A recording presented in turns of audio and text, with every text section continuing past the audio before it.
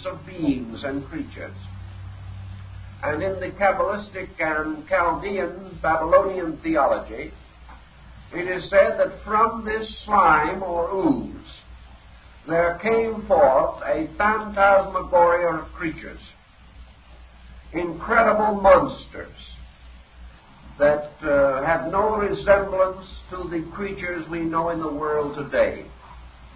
Composita of various kinds, human beings with the heads of horses, men with the legs and tails of scorpions, human beings with the heads and wings of birds, great flying monsters, crawling things with wings like griffins, innumerable, incredible creatures with many heads and many arms and many legs. All of these monstrosities crawling out of the mud, which was the common uterus of matter. A fantastic concept of lives and forms that were before the beginning. Now, out of this also there emerged from within man himself, from the subconscious illus of his psychic mystery of slime, mud, there crawled forth the beginnings and rudiments of man's psychic pressures and tensions, his various forms of awareness, his psychological ways of thinking and being, the first monstrous struggle of thought and feeling, locked in a death struggle for supremacy, the strange delusions of which there are still traces today. And in the midst of these, like a magician, standing as sorcerer over all this world of fantasy and magic, necromancy, ruled the strange deity Enlil. This being, as the word Lil in the name implies, means demon. And the word Lilith, in relation to the story of Adam and his demon wife, implies not only a monstrous or evil creature, but by the demon, a dream, a nightmare, a strange and horrible fantasy. And Enlil became the symbol of this subjective psychic life of man, inwardly breeding monsters, even as the elos, or the material slime, gave birth to monstrous forms. Thus incredible creatures, creatures having no true substance in reality, have their inner life issuing from the subconscious slime of the invisible world, and forms the strange patterns of the laws which were sometime to generate bodies and bring them forth in order and propriety. These laws not yet having been established, forms grew in strange and fantastic and incredible ways. Now, in this combination of things, we also see certain traces of our own psychology. We say it's a terrible thing to imagine or even try to think of a world ruled over by these seething, incredible reptilian bird creatures that represented ungoverned and uncontrolled thought. But let us see how quickly the same thing can happen in the mental life of the individual. When man is unable to control his mental emotional forces within his nature, he produces terrible fantasy, morbid dreams, monsters, of which the incubus is but a good example. Man fills his invisible life with nightmares the moment he loses his rational integration. So the Chaldean may not have been so wrong when he implied that if man, relaxing the control of his mental and emotional life, becomes the plaything of monstrous intensities, so in all probabilities these monstrous intensities preceded the establishment of control, and that at some time man was struggling for the integration of his own egoic consciousness, just as nature was struggling to discover the laws by which its own formal development could be brought under order and integration. So in the beginning, there was this tremendous struggle for integration, a struggle that went on and on, according to the old story, for vast periods of time. A struggle in which these monstrous forms reached out but could not survive, that they possessed no power of order within themselves, and that if they had remained as they were, the world would have gone on and on and on forever, and there would have been no growth, no consciousness, no integrity established in the entire structure of the world. Now, as time passed and these two processes, one subjective and the other objective, continued, we find a gradual unfoldment of theology. We find the gradual recognition or the establishment of the need for an integrated concept of being. In this great struggle, something had to take over. Something had to become the leader, because these two forces, equally differentiated, would have struggled forever, ending only in chaos. Then it was, according to the Chaldean concept, that the ancient ones, the mysterious ones who had gone before, gods of an older order, are supposed to have come in and taken over and made these things gradually take shape. And in among and dominant with these gods came the deity Ea.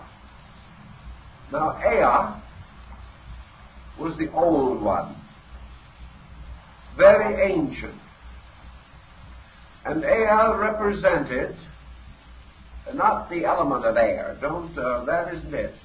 The deity's name is E''A.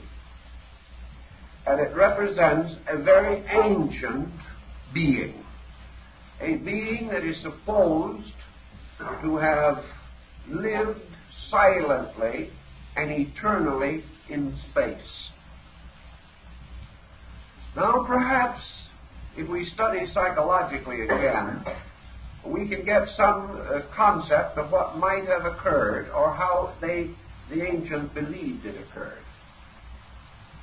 Out of the struggle of man in infancy to gradually integrate in mental and emotional being, this struggle gradually seems to lead to something.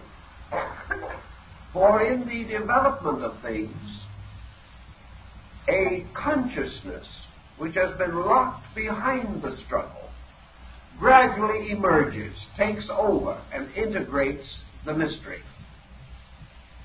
This consciousness taking over from within seems to impose upon the great diffusion of chaotic forces a kind of law and order, and to demonstrate or prove that residing inevitably in being itself is also the experience of its own integration.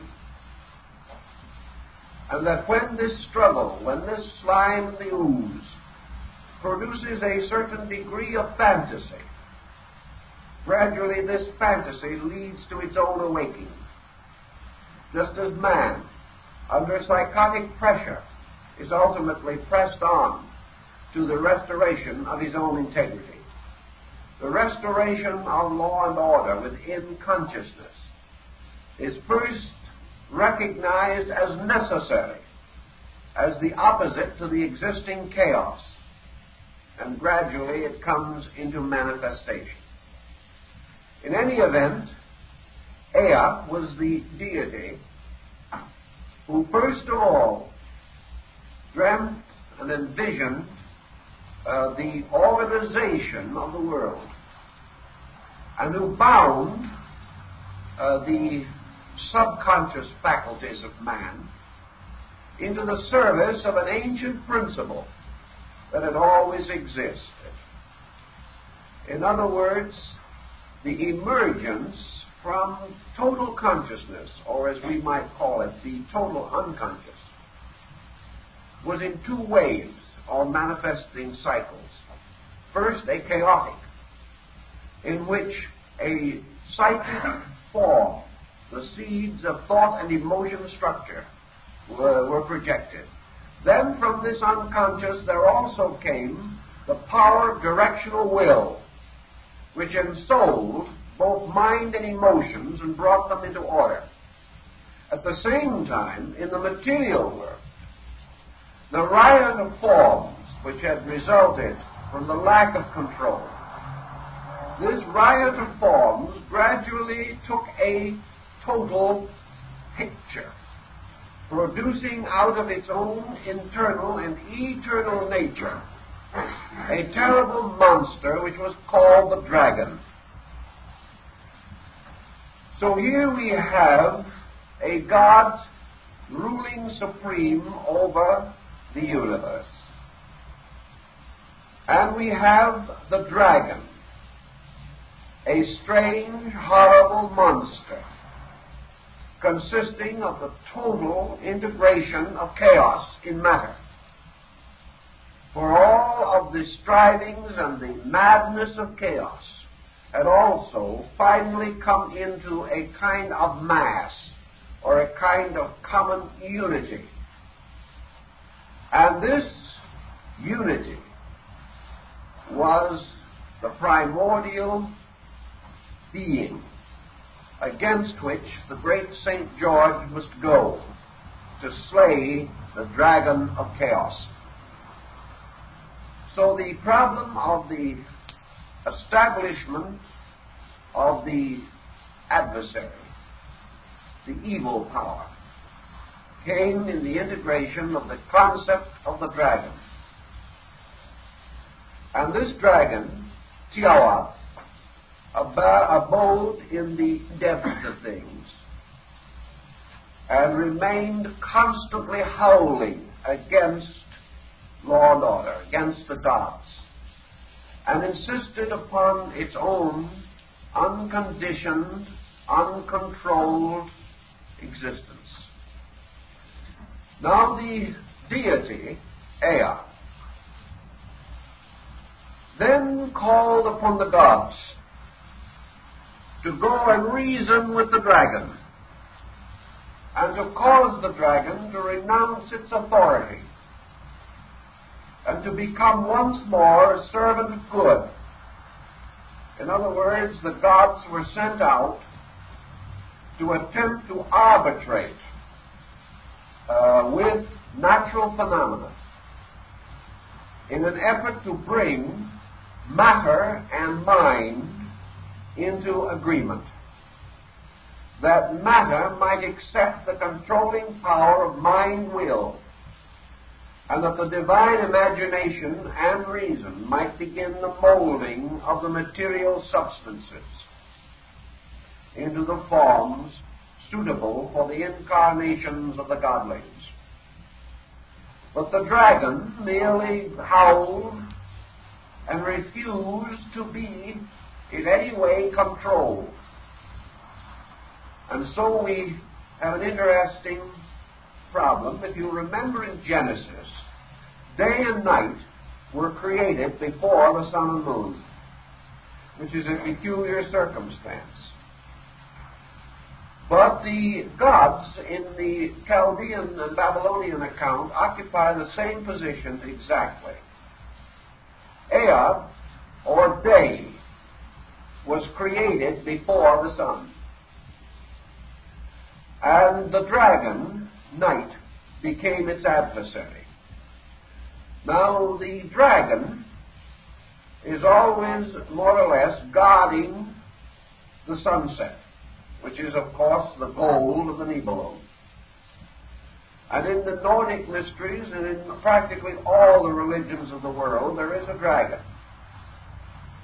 And this power represents night with its dangers and its hazards, and sleep, during which imagination and the psychic energies of man escape from the control of the reason. So in the daytime, man began to be a reasonable creature, but at night, his psychic life possessed him, and he entered a state of madness. And in the old records, this problem of day and night is so clearly and wonderfully set forth that its psychological implications are very obvious. In any event, however, Ea, the deity, was unable to reason with this monster, this horrible creature that is usually represented in Babylonian art as a lion-headed, winged human being with a ferocious and terrible appearance, and often in mortal combat with the gods. So the deity, who was at the root of life, the great thought which was organizing space, caused to emerge from his own being,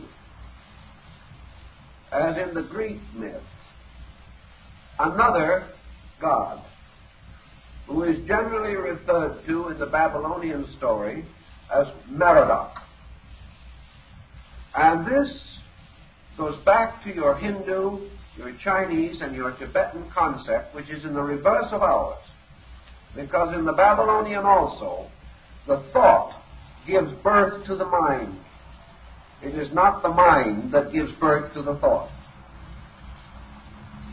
Thought precedes mind in the Babylonian Genesis.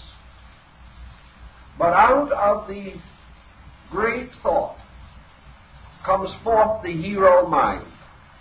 And Merodach arises sometimes as Baal, sometimes as Beos, sometimes as Dagon in the Philistine form, and sometimes as Oannes the fishman. But this Merodach is the only begotten of his father, the God who is destined and foreordained to bring order out of chaos. So he represents the symbol of universal mind, coming into the middle distance between the above and the below.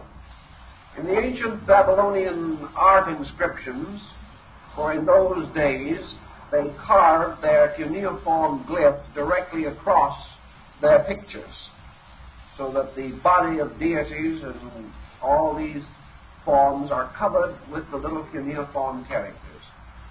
But in this writing and symbolism, we see Merodach descending into a middle distance between the abyss of space and the abyss of matter.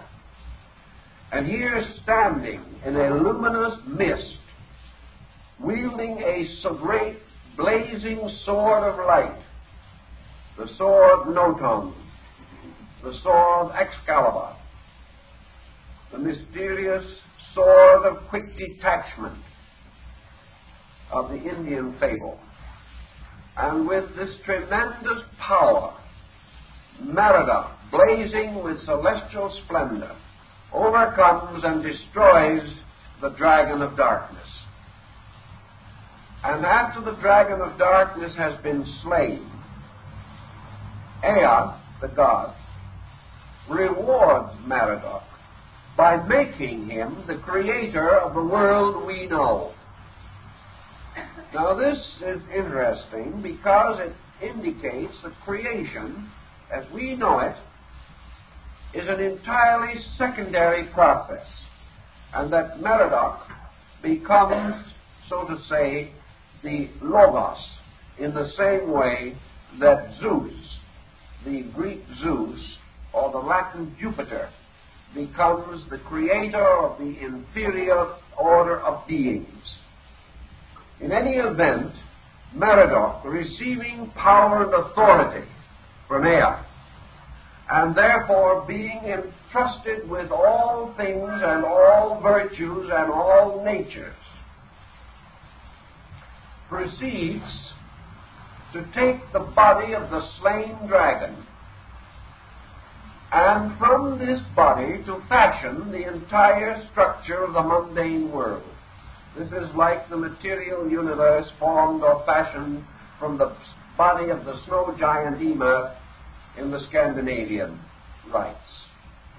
Or in the Greek, after Zeus has destroyed the 12 Titans with his thunderbolts, he fashions from the ashes of the Titans and the blood of Dionysus the human race.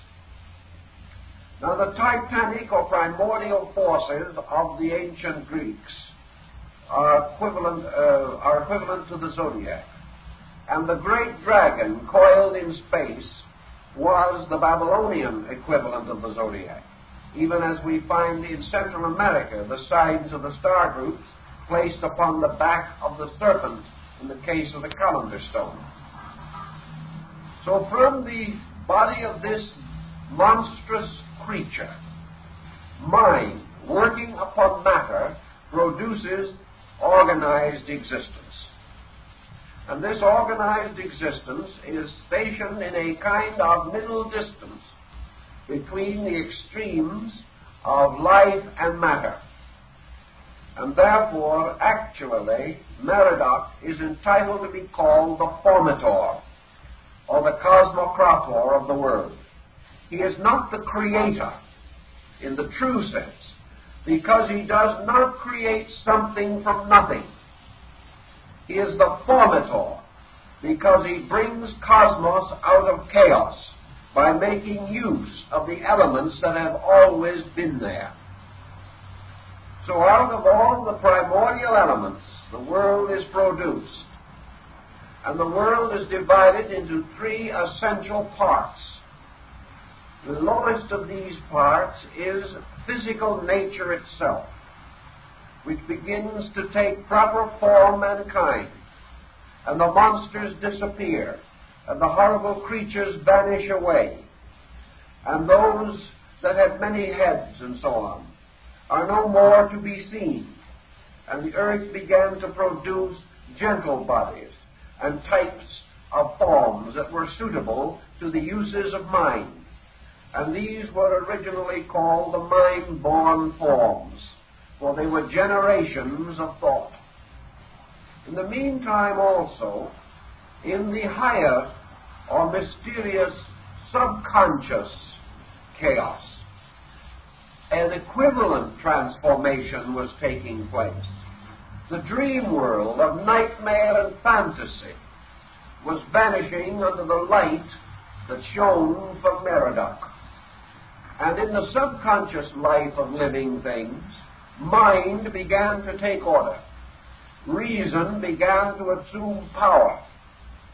Thought dominated fear, and man was no longer unable to face the mystery of darkness and of sleep. Mind began to give him the courage to organize, revise his own fantasies. So Merodach then turned upon the sleep monsters, the mysterious beings in space, and he slew all the evil gods in space. He slew, therefore, the forms of fear, of the hideous and terrible representations of imagination, of fantasy, and of guilt. He took all these horrible monsters of our dreamings and destroyed them, because the moment the mind integrated or became organized, it determined the nature of sleep phenomena. And man's sleep phenomena became merely reflective of his waking consciousness. And, of course, certain evil powers still remain, for the adversary is ever present. But Merodach took the world of sleep away from fear and gave it to reason. And by degrees, therefore, the reasonable world came into existence.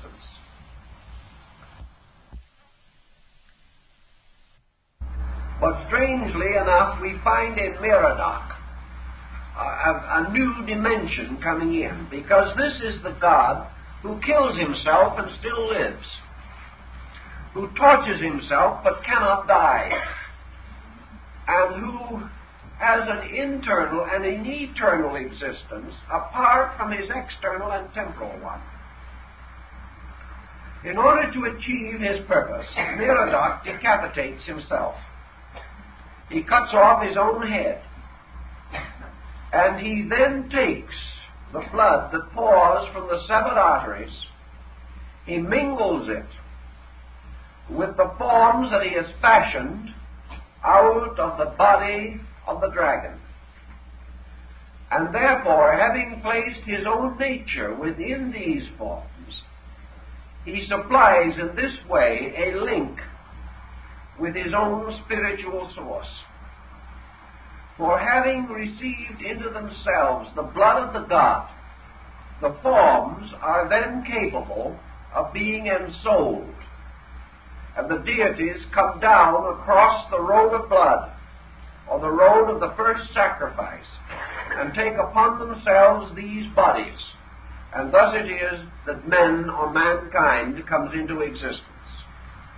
For mankind comes in as the result of mind being locked in body by a mystery of sacrifice. In this point also, we have to go into the Babylonian theology and their system of mysteries, which were developed at a considerably later date.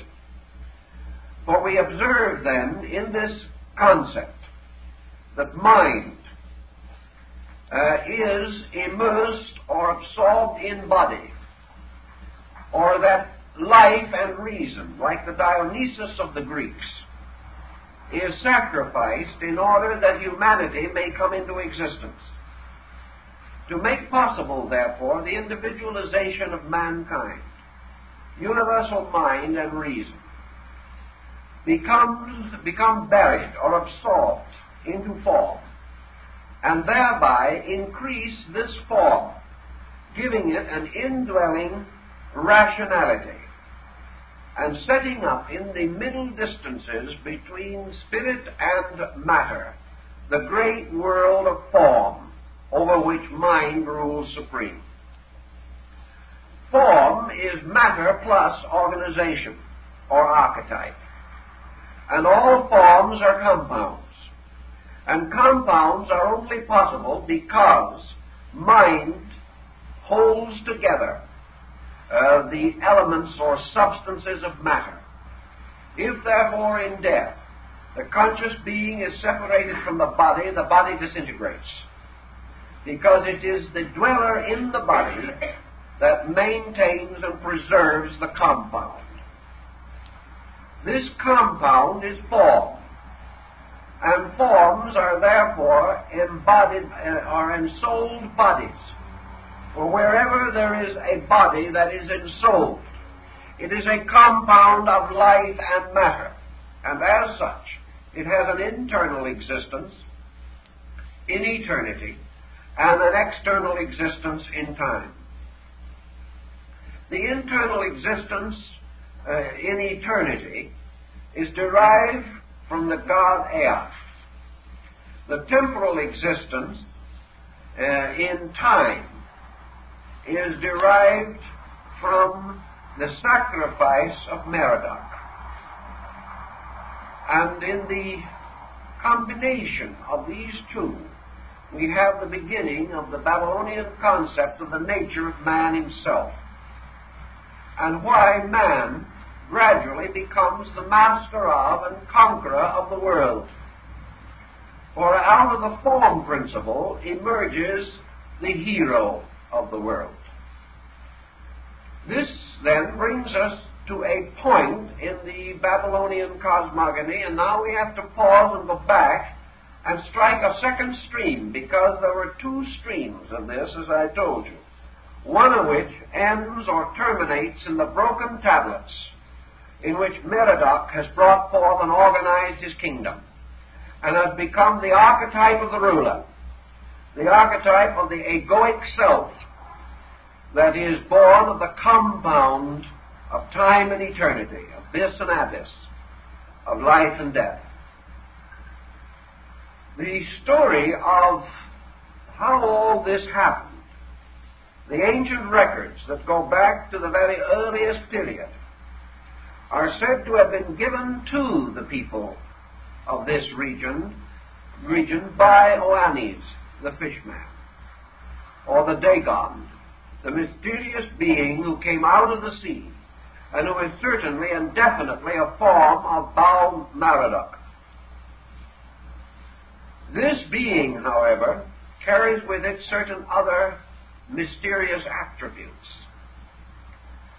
The sea, as we have already suggested here, is one of the attributes of this being, Ea, because Ea was not only the creator god, but primordially a water deity. The mysterious waters of space, the Shamayim of the ancient Hebrew, the waters which were above the firmament of Genesis, were the waters from which Ea came. Now, Oannes comes out of the sea also. And here we must study once more the nature of water in the symbolism of these people. Water is the symbol of generation, as we said before. It is the symbol also of imagination, because it is ruled by sin, which a capital S, which is not a vice, but is the name of the Babylonian moon god. And this deity is the controller of the waters of the earth. Sin and the moon, and perhaps sin and imagination, may have curious relationships to each other, even in our more modern way of thinking. But Oannes comes out of the sea, and he comes with the body of a fish, the great fish. And he is covered with scales, and beneath the head of the fish is a human face. And the head of the fish is above it, forming what we commonly know as the bishop's mitre. And the bishop's mitre is also the fish head because of its association in Christianity. Oannes, or Dagon, never eats while upon the land, remains upon the land all day, and goes back to the sea every night. This wonderful deity, or wonderful being, was the one who brought forth the civilization of these people. He gave them the great rudiments of culture. He taught them all things, and then every night returned to the sea. And he would never take any part in any earthly thing, and he would never reveal his true identity to anyone. He simply told them that they were his chosen people, and that he was there to give them the rudiments of knowledge. So he taught them reading and writing and mathematics and architecture and husbandry and chemistry and medicine and law. He taught them astronomy and how to judge the seasons. He gave them a priesthood and a theology. And he was a psychopomp, or a lord of souls. And after he had given them all wisdom and all knowledge, he returned to the sea, leaving behind him a priesthood, which was to carry on his rites and his mysteries. Now this Dagon, who comes out of the great water of imagination, out of the great mystery, is of course the eternal teacher, the mysterious guardian, the great and eternal ancient, which does certainly come out of man's own inner life. Now the Babylonians associated the appearance of this deity with day, and that when night came, he retired again to the sea. So he obviously becomes a symbol of certain rational attributes of man, which function during the daytime and become quiescent or return to the unknown at night. So this hero, this great guardian of all things, like Persephone, who spends half her time in the underworld and half in the world of light, is one of the numerous equations and symbols to represent a part of human egoism. That part which objectively integrates worlds and subjectively disappears into its own cause in sleep. So Oannes becomes the symbol of the teacher, another phase of the emergence of self.